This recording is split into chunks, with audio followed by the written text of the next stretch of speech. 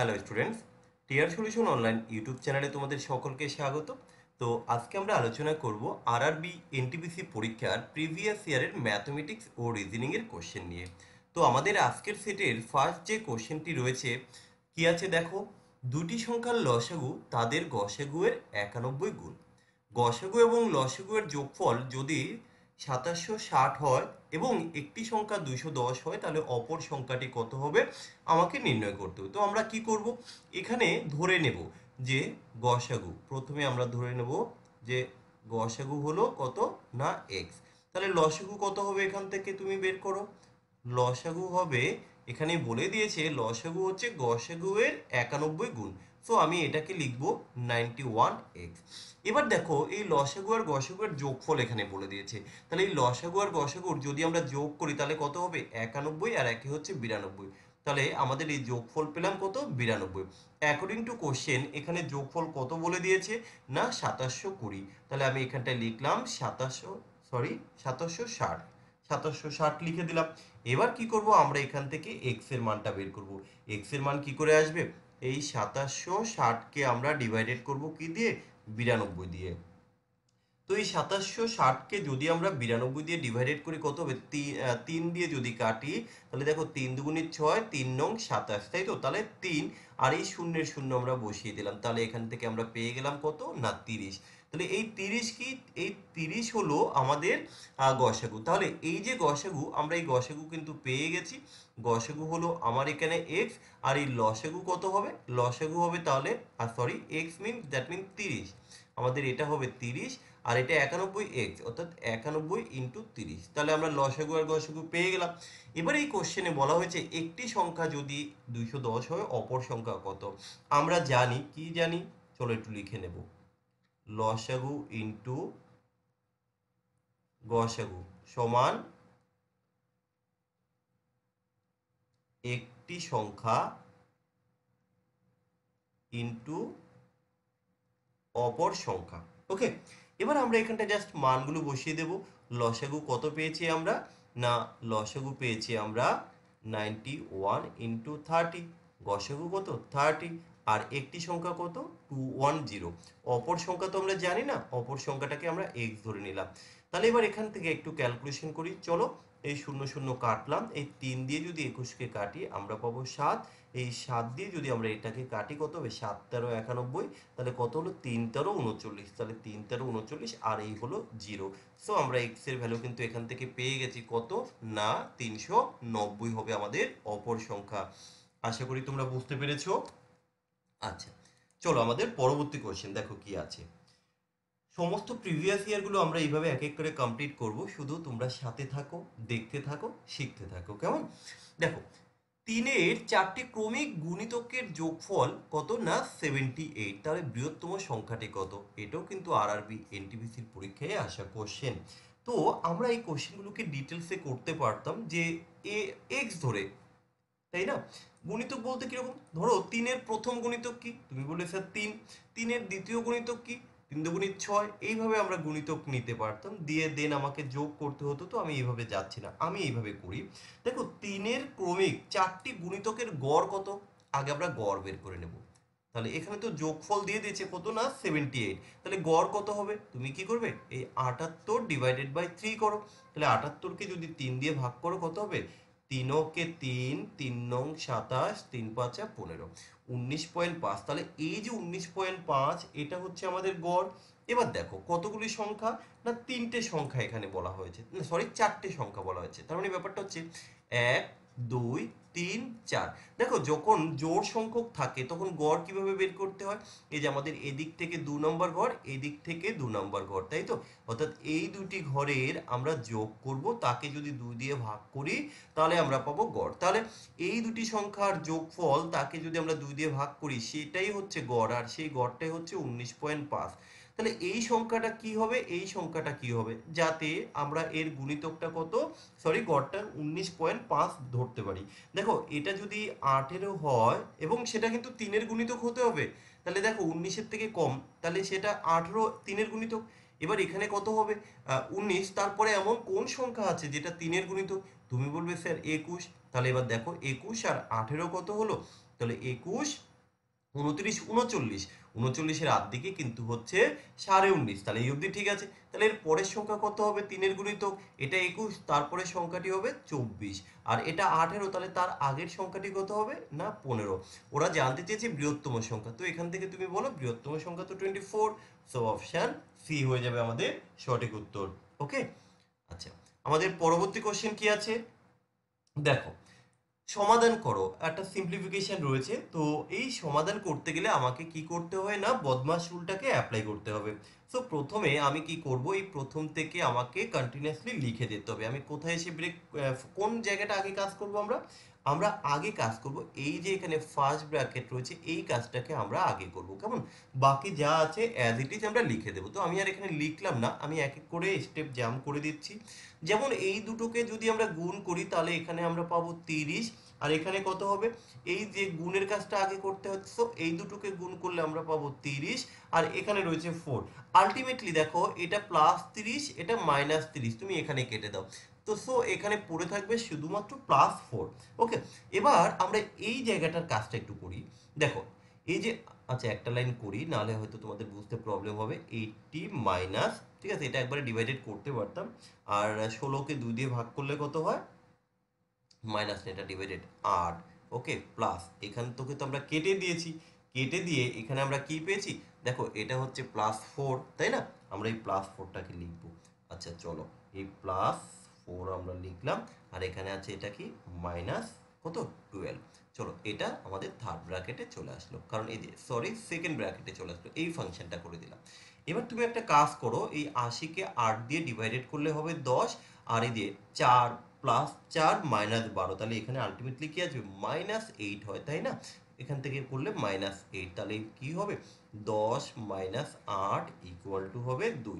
এবার এখানে কি, এই যে আমাদের উত্তর কোথায় আছে? Option B. সো আশা করি প্রত্যেকে বুঝতে পেরেছো। চলো পরবর্তী কোশ্চেন, রিজনিং থেকে একটি কোশ্চেন রয়েছে। তো রিজনিং থেকে আমরা কিছু ইম্পর্টেন্ট কোশ্চেনগুলো নিয়ে নিয়েছি যতটা সম্ভব পিওয়াইকিউর। তো এখানে একটি সিরিজ রয়েছে, দেখো কি বলা হয়েছে, সরি সিরিজ নয়, দ্বিতীয় সংখ্যাটি প্রথম সংখ্যার সাথে যেইভাবে সম্পর্কযুক্ত ঠিক একই রকম ভাবে তৃতীয় সংখ্যার সাথে এই চারটে অপশনের মধ্যে কোন সংখ্যার সম্পর্ক রয়েছে আমাকে বের করতে হবে। তাহলে এই প্রথম সংখ্যার সাথে দ্বিতীয় সংখ্যার একটা সম্পর্ক আছে, ঠিক একই রকম ভাবে এই 27-এর সাথে এই চারটে অপশনের মধ্যে কার সম্পর্ক এটা আমরা বের করব। তো দেখো এখানে আগে লজিক খুঁজে বের করো যে 23 থেকে 529 হয়েছে কি সম্পর্ক। দেখো 23-এর যদি তুমি বর্গ করে দাও, 23-এর যদি তুমি বর্গ করো তাহলে তুমি পাবে 529। তাহলে নিয়ম অনুযায়ী তুমি এই যে 27-এর তুমি বর্গ করো, 27-এর বর্গ করলে অ্যাটলিস্ট কত হবে? 7 7 49, শেষে তো 9 থাকবে, তার মানে 729 হয়। 27-এর বর্গ করলে 729। সো আমরা এখান থেকে অপশন ডি উত্তর করলাম। ওকে, আচ্ছা আমাদের পরবর্তী কোশ্চেন কি আছে দেখো। এখানে খুব সিম্পল একটি কোশ্চেন রয়েছে, গসাগু নির্ণয় করতে হবে। তো আশা করি আমরা প্রত্যেকেই গসাগু নির্ণয় করতে পারি, কিন্তু তোমরা যে প্রসেসে করো আর আমি যেটা দেখাবো একটু ডিফারেন্স আছে। আমি কিভাবে দেখাবো দেখো, ডিফারেন্স মেথড। ডিফারেন্স মেথডটা কি, এই যে দুটি সংখ্যা আছে এই দুটি সংখ্যার মধ্যে আমি ডিফারেন্স নির্ণয় করব, এবং আমার টার্গেটটা থাকবে ডিফারেন্সটা সব থেকে মিনিমাম যাতে হয়। তাহলে দেখো এবার তুমি যদি 100 আর এই 52 এর মধ্যে ডিফারেন্সটা নাও তাহলে কিন্তু সেটা অনেকটা বড় হয়ে যাবে। সো আমরা ডিফারেন্সটা কীরকমভাবে নেব, এই যে 100 আর এই 52 রয়েছে, এই 52কে তুমি তোমার প্রয়োজন অনুযায়ী দ্বিগুণ তিনগুণ চারগুণ করে নিতে পারো, কিন্তু যাই করো না করো তোমাকে খেয়াল রাখতে হবে যাতে এই ডিফারেন্সটা মিনিমাম হয়। সো 52কে যদি আমি 2 গুণিতক করি তাহলে কত হবে? 52কে 2 গুণিতক করলে হবে 52 দুগুণী 104। তাহলে আমাদের 100 আর 104 সংখ্যা দুটি খুব কাছাকাছি, তাহলে এই দুটি সংখ্যার যদি আমি ডিফারেন্স নির্ণয় করি তাহলে সেটা হবে 4। আর আমার এখানে অপশানেও কিন্তু ঠিক 4 রয়েছে, বাকি কিন্তু আর কোনো কিছুই নেই। সো আমি এখান থেকে কিন্তু ডাইরেক্ট এই কনসেপ্ট অ্যাপ্লাই করে উত্তর করতে পারি। তবে তোমার গসাগু নির্ণয় করার সব থেকে ইজিয়েস্ট প্রসেস কিন্তু এটা। এবার তোমরা যারা জানো না তারা আমাকে একটু কমেন্ট করে জানিও, তাহলে আমি আরও কিছু গসাগু এরকম তোমাদের জন্য স্পেশালি নিয়ে আসবো। আচ্ছা এবার দেখো পরিমিতি থেকে একটি কোশ্চেন দিয়েছে, কি আছে, একটি সাইকেলের একটি চাকা 11 কিলোমিটার পথ যেতে 7,000টি পাক খায়, তাহলে ওই চাকার ব্যাস কত আমাকে বের করতে হবে। দেখো সবার প্রথমে একটা জিনিস জানো, সাইকেলের যে চাকা এই যে গোল সার্কেল, আর এই সার্কেলটা ঠিক কার সাথে সম্পর্ক? এটা একটা বৃত্ত, আর এই যে বৃত্তের এই যে পোর্শনটা আমরা করলাম এটাকে বলা হয় বৃত্তের পরিধি। এটাকে বলা হয় বৃত্তের পরিধি। আর বৃত্তের পরিধি নির্ণয়ের একটা সূত্র আমরা জানি যে বৃত্তের পরিধি ইকুয়াল টু হচ্ছে কি না 2πr। ওকে, আচ্ছা এবার আমরা কি করি, এই যে ব্যাসার্ধ, ব্যাসার্ধ কোনটা? এই পোর্শনটাকে আমরা ব্যাসার্ধ ধরি, এই ব্যাসার্ধ হচ্ছে আর। তাহলে এখান থেকে আমরা লিখতে পারি ব্যাসার্ধকে যদি আমরা আর ধরি তাহলে ব্যাস কি হবে? ব্যাস হবে 2 ইন্টু ব্যাসার্ধ, কারণ এই পোর্শনটা। তাহলে আমরা কি করব, আমরা এখান থেকে 2r করে দিলাম। এই 2r কি? এটা হচ্ছে ব্যাস। তাহলে এই কোশ্চেনে আমাকে কি চেয়েছে? চাকার ব্যাস কত। সো আমরা এই যে চাকার ব্যাস অর্থাৎ 2r বের করব। এবার বিষয় হচ্ছে এটা কতবার পাক খেয়েছে? 7000 বার পাক খেয়েছে। এবার কত কিলোমিটার দূরত্ব গেছে? 11 কিলোমিটার। এবার আমরা কি করব, যেহেতু এখানে সেন্টিমিটারে আছে, আমি এই 11 কিলোমিটারকে সেন্টিমিটারে কনভার্ট করব। তাহলে এখানটা আমরা প্রথমে লিখে নেব 11 কিলোমিটারকে 11, প্রথমে কি করব, মিটার কনভার্ট করতে গেলে 1000 দিয়ে গুণ করতে হয়, আর সেন্টিমিটারে করতে গেলে আরও 100 দিয়ে গুণ করতে হবে। তাহলে এত সেন্টিমিটার, এবার কিন্তু এত সেন্টিমিটার হয়ে গেল। এত সেন্টিমিটারের জন্য কতগুলো পাক? না 7000টি পাক। সরি, এই যে 7000টি পাক। তাহলে আমরা দেখে নেব এক পাকে কত। এক পাকে কত হবে? এই তিনটে শূন্য, এই তিনটে শূন্য কেটে দিলাম। তাহলে কত হলো এখানে আমাদের? 7, 1100, তাই তো? 1100 ডিভাইডেড বাই 7 এত সেমি। তাহলে এক পাকে কতটা যায় আমরা এখানে বের করে নিলাম। এবার কি করব, এবার আমরা জাস্ট মান বসিয়ে দেব। তাই তো, এক পাকে যেটা যায় এটাই তো ওই চাকার পরিধি। সো এখানে তো আমরা আগে বের করে নেব 2πr। তো 2πr কত? না 2πr এটাই হচ্ছে আমাদের ওই 1100 ডিভাইডেড বাই হচ্ছে 7। এটাই তো বৃত্তের পরিধি। অ্যাকর্ডিং টু কোশ্চেন বৃত্তের পরিধি আমরা এখান থেকে বের করে নেব, তাই তো? তাহলে এবার 2π-এর মান কত? তোমরা জানো যে 22/7, আর আর তো আমরা জানি না, আরটা বের করব ইকুয়াল টু কত? 1100 ডিভাইডেড বাই 7। এবার একটা কাজ করো, এই 7 7 কেটে দাও। এই দেখো, তুমি যদি এটাকে কাটো, 11 দিয়ে কাটলে 2 হবে, 11 দিয়ে কাটলে কত হবে? 11 100 হবে, তাই না? তাহলে 2 দুগুণী 4, 4 দিয়ে কাটলে কত হয়? 25 হয়। তাহলে আমরা এখান থেকে বলতে পারি আর ইকুয়াল টু কত? না 25। কিন্তু এখানে তো আর বের করলে চলবে না, এখানে আমাকে বের করতে হবে ব্যাস ইকুয়াল টু হচ্ছে 2r। সুতরাং আমরা কি করব, 2 ইন্টু 25, দ্যাট মিন কত? 50। তাহলে 50 সেন্টিমিটার হয়ে যাবে আমার ওই চাকার ব্যাস। কোথায় আছে? অপশান সিতে। ওকে, তো আমরা পরবর্তী কোশ্চেনটি একটু দেখে নেব। পরবর্তী কোশ্চেন কি আছে নেক্সট। নিম্নলিখিত সংখ্যাক্রমে জিরো সংখ্যাটির ঠিক পরে এবং দুই সংখ্যাটি, জিরো সংখ্যার ঠিক পরে দুই সংখ্যাটি কতবার আছে আমাকে বের করতে হবে। এটা রিজনিংয়ের একটা কোশ্চেন এবং খুব সহজ একটা কোশ্চেন। আমরা কিভাবে কোশ্চেনটিকে সলভ করব, দেখো এখানে কাউন্ট করতে হবে। তো কি, জিরো সংখ্যাটির ঠিক পরে দুই, জিরোর পরে ঠিক দুই কোথায় কোথায় আছে দেখো। এই যে জিরো, জিরোর ঠিক পরে এখানে একটা দুই আছে। আচ্ছা, আর কোথায় আছে? এই দেখো জিরো ঠিক তারপরে একটা দুই আছে, এখানে কিন্তু নেই। এই যে জিরো ঠিক তারপরে কিন্তু একটা দুই আছে, তাহলে আর কিন্তু জিরোর পরে এখানে দেখো এটা 2 নয়, আর এটা 3 আছে, এটা 2 নয়। তাহলে আমরা কতগুলি পেলাম? না একটা, এই দুটো, এই হলো তিনটে। সো এখানে আমাদের অপশান ডি হয়ে যাবে সঠিক উত্তর। আচ্ছা চলো পরের কোশ্চেন একটু দেখে নেব।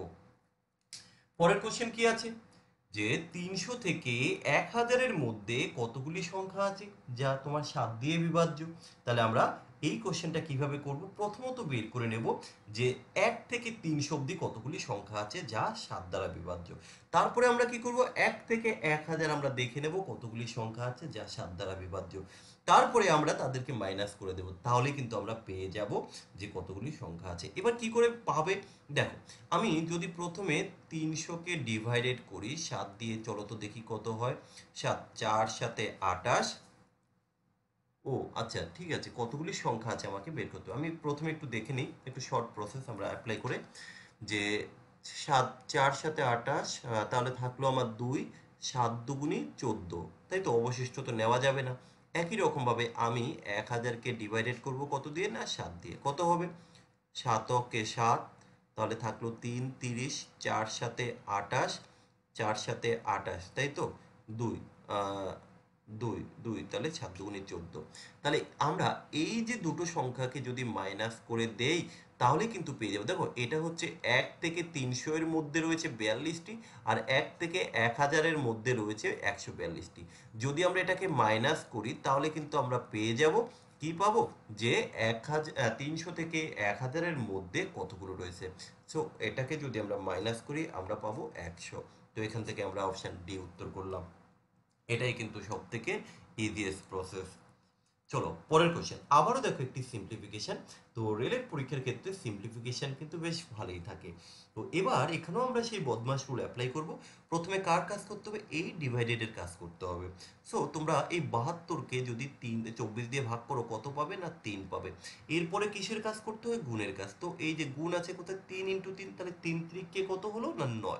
তাহলে আমরা একটু এবার লিখে নেব, এই 5 প্লাস হচ্ছে 9 মাইনাস হচ্ছে 12, তাহলে কত হবে, 9 আর 5 14, 14 থেকে 12 বাদ দিলে থাকছে কত আমার 2। সো অপশন ডি হয়ে যাবে আমাদের এই কোশ্চেনের উত্তর। ওকে, আচ্ছা নেক্সট কোশ্চেন কি আছে আমরা দেখব।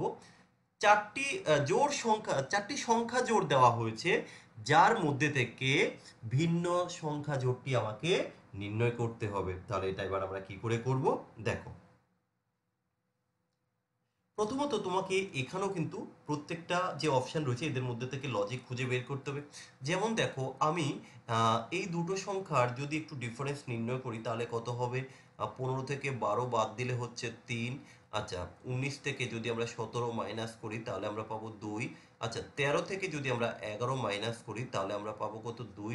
23 থেকে যদি আমরা 21 মাইনাস করি তাহলে পাবো আমরা 2। এখানে বলা হয়েছে যে যার মধ্যে থেকে ভিন্ন সংখ্যা জোড়, দেখো এই তিনটাতে আমরা মাইনাস করে পেয়েছিলাম 2, কিন্তু একমাত্র অপশান এ যেখানে আমরা পেয়েছি 3, তাহলে আমরা বলতে পারি এটাই হচ্ছে অড, এটাই হচ্ছে ভিন্ন। তাহলে সেই অনুযায়ী আমাদের এটা হয়ে যাবে সঠিক উত্তর। আশা করি তোমরা প্রত্যেকে বুঝতে পেরেছো। তো এই ছিল আমাদের আজকের সেটের কোশ্চেন। এবার আমি একটা কোশ্চেন তোমাদের জন্য এইচডব্লিউ হিসেবে রাখছি, দেখি তোমরা কতজন উত্তর করতে পারো। একটি আয়তক্ষেত্রের দৈর্ঘ্য তার প্রস্থের 3 গুণের চেয়ে 2 মিটার কম, এটির পরিসীমা 28 মিটার হলে এটির প্রস্থ কত হবে। এটাও কিন্তু আরআরবি এনটিপিসি পরীক্ষায় এসছে। তো তোমরা প্রত্যেকে এই কোশ্চেনের উত্তর কি হবে কমেন্ট সেকশনে জানাও, ঠিক আছে। চলো দেখা হচ্ছে পরের ভিডিওতে। ওকে, তত সময় প্রত্যেকে ভালো থেকো এবং ভালোভাবে প্র্যাকটিস করো, আমি সাথে আছি।